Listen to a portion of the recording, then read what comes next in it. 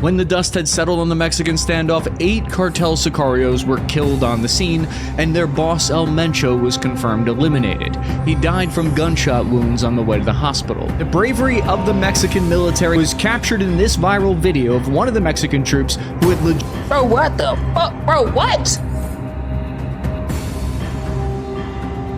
Bro, he got a whole bullet in his face. What the hell? And he walking around with a camera, bro. He needs to go to the hospital. Bro, this is crazy. It's crazy that people can actually operate like this, bro. Mentally, you know what I'm saying? And just harm people that don't pose no threats to them.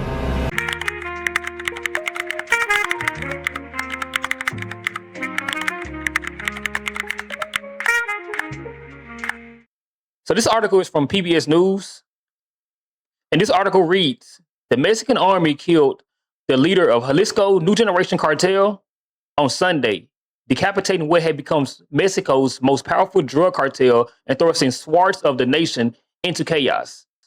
The capture was the Mexican government's biggest prize yet to show the Trump's administration in its effort to crack down on the cartels, and was met with a forceful reaction from the cartel. All right, bro. The title of this video reads, how Mexico's top cartel boss was killed by special forces. Yeah, bro, this is a crazy day for Mexico, tourists, citizens, all of the above, bro. I just want to send some positive energy out to Mexico, bro. May the citizens and innocent people out there stay safe, stay off the streets, you know what I'm saying? Try to get back home as safe as possible. But let's get into this video, bro. U.S. military intelligence tracked the girlfriend of Mexico's top cartel boss, leading them to his secret location. Was that baddie worth it? Then Mexican and U.S. special forces descended on the small town of Tapalpa in a killer capture mission. Aerial surveillance spotted multiple men armed with rocket launchers and machine guns. To give you an idea of the kind of psychopath that they're going up against, El Mencho is the founder of the Jalisco New Generation Cartel, one of the 2 top dogs in the country. He's responsible for killing hundreds of thousands with fentanyl and leaving behind a trail of mass graves in Mexico, where all that's left are a stack of shoes next to an oven. If there is anything that Mexico and the United States can agree on, it's this guy's gotta go. That's why they partnered on this mission in a new level of cooperation between the 2 nations. The US deployed their new Joint Interagency Task Force Counter Cartel, and their whole meaning in life is to map out networks of narco members on both sides of the US-Mexico border. The task force is a mix of intelligence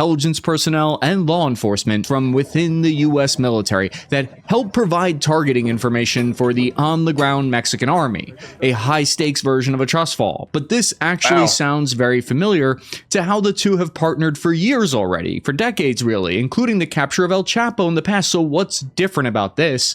Well, it appears to be the level of on-the-ground involvement. Mexico's defense minister and the U.S. defense officials both confirmed the operation was part of bilateral coordination and cooperation with the United States, which is the best kind of coordination, and that they received supplementary information from U.S. authorities. Imagine how much of a problem you have to be in order to get the U.S. and Mexican government to put their differences aside and team up with each other.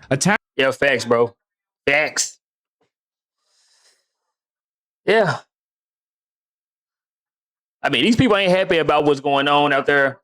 It's not the citizens, though. It's the cartel, seems like. They're not happy about the leader being unalive, you know what I'm saying?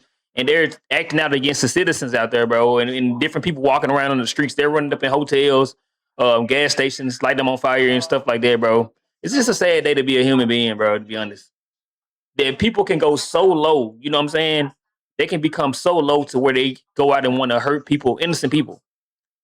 Helicopters armed with Gatling guns moved in over the objective as close air support. The way they captured him is insane, and that's only the beginning of the story because it sparks a full narco war. When the joint team reached their target on the ground to make the arrest, a firefight broke out, and the Mexican army, the team, engaged El Mencho and his henchmen, trading automatic gunfire. Overhead, the attack helicopters opened up with Gatling gunfire, pouring it down on the objective. Troops pushed the narco fighters back into the surrounding hills and into the woods, where they chased them and blocked them off, giving them nowhere to run by surrounding them and boxing them in. When we look at the topography of where the battle took place, you could see how the gunmen were forced into the hills, and there isn't much cover for them in the wide open rural plains. When the dust had settled on the Mexican standoff, 8 cartel sicarios were killed on the scene, and their boss El Mencho was confirmed eliminated. He died from gunshot wounds on the way to the hospital. 3 Mexican security forces were injured in the initial assault. The bravery of the Mexican military was captured in this viral video of one of the Mexican troops who had Bro, what the fuck? Bro, what? Bro, he got a whole bullet in his face. What the hell? And he walking around with a camera, bro. We need to go to the hospital. Bro, this is crazy. legitimately caught a bullet with his teeth. I'd buy that man a cervezas any day. Then tactical site exploitation moved in and they confiscated multiple narco-armored vehicles and freaking rocket launchers. The US and Mexican government high-fived and rejoiced, but it was a premature celebration because, as we'll see, killing El Mencho was only the beginning of the fight. Because the rest of the people, it's broke. All our hell broke out, basically.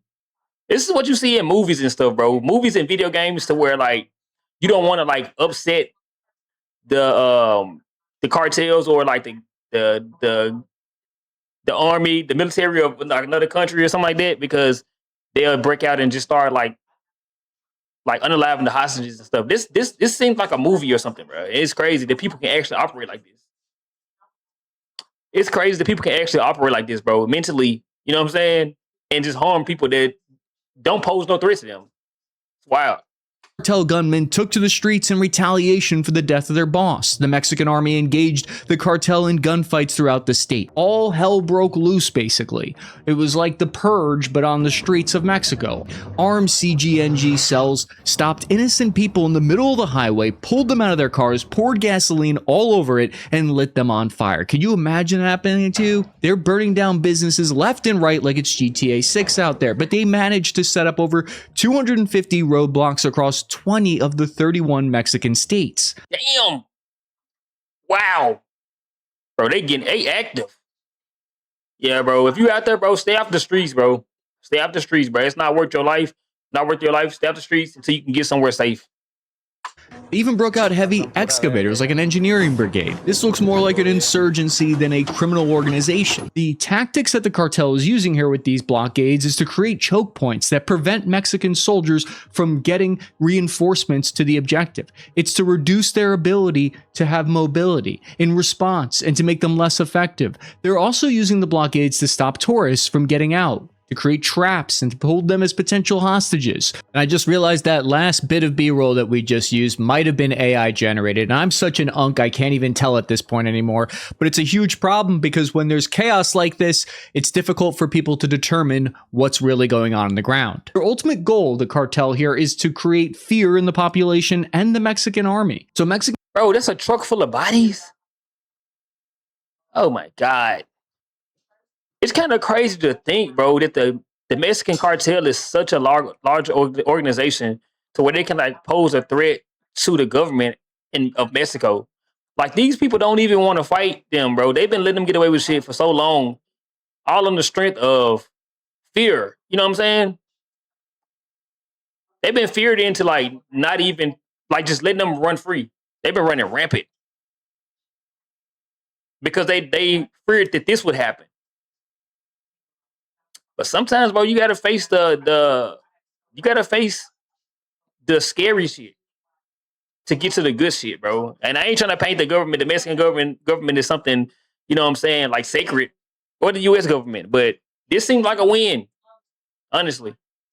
officials were concerned about targeting El Mencho because of the chaos that it would cause. But the US government has been putting increasingly every single type of pressure. They're pulling all of the levers that they can on Mexico to get them to act quickly against cartel bosses. Because the relationship between these two governments has been super tense recently on both sides. Yeah. The US government has threatened to tariff Mexico heavily and threatened to take unilateral military action as leverage for them to do more about the cartel violence. Yeah, I was gonna say, wasn't this the main issue though? Wasn't this the main issue? And I don't like to get into politics because I don't really know a lot about politics. I don't really dive into politics a lot. You know what I'm saying? And I don't have a political channel, so I don't want like to be delving in politics too much. But to my knowledge, this is the main problem, bro. It was the cartel, bro, and the whole drug operation.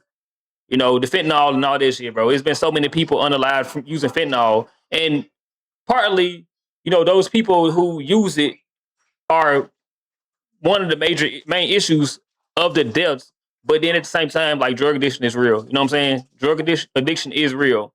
Not trying to make fun of it, you know, so yeah, this seems like a win for both sides. Through this pressure, Mexico has recently sent 90 high-profile narco-terrorists that were extradited to the United States. But is it too little too late? Evidence that El Mencho's death and all of this has to do with U.S. pressure is because Mexico's President Sheinbaum has always in the past avoided operations that targeted cartel leaders due to the risk of triggering this kind of retaliatory violence. The governor of Jalisco, Pablo Lemus, started live tweeting the chaotic aftermath of El Mencho's death.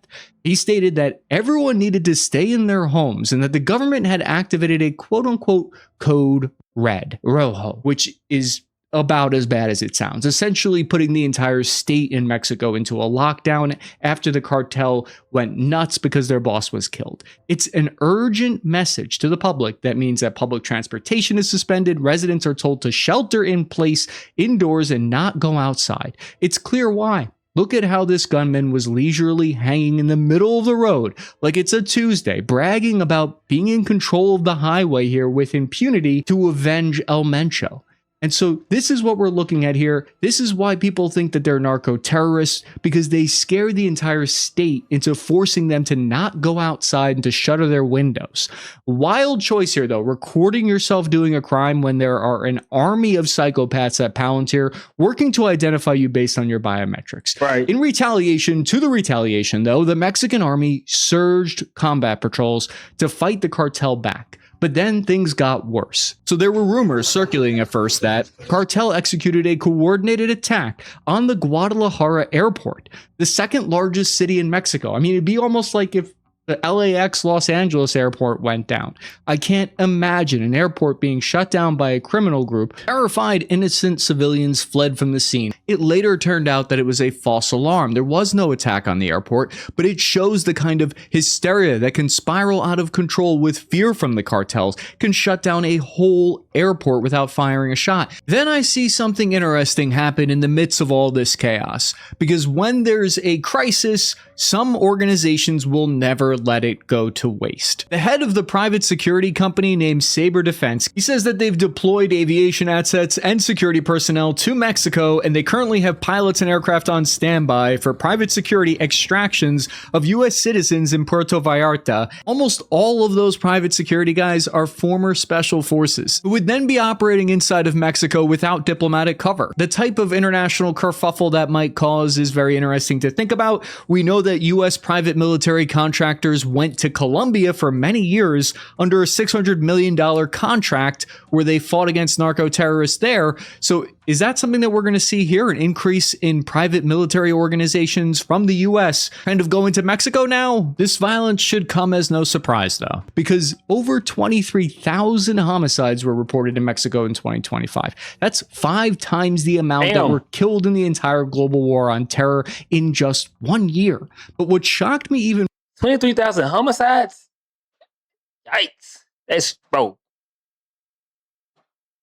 That's crazy.